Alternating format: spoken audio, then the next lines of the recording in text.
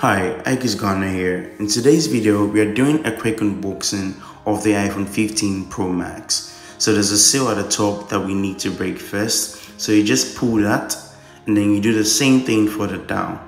It's just like the same thing on the iPhone 13 series and the 14 series. So now we have access inside the box. This is the natural titanium. This is the best color to get if you don't want any scratches on your phone. And you can see from the box is well built. And then we now have to look at the phone. So we'll put that aside. Let's see what we have in the box. So we have the document. This contains the SIM injector tools on how to use the phone and some Apple stickers. Then we have the braided cable. This is Type-C. Now note that the new iPhone comes with a Type-C port. So Apple included a Type-C cable with this braided. Now this is the phone. I really like it's very light. Let's peel this off.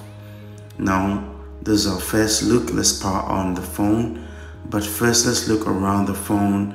I really like the design of this particular phone and the fact that it's a Type-C. I really like how it looks. I like the cameras. I like the action button. Now we're going to dive into a full review of this. This is just a quick unboxing to show you how it looks like.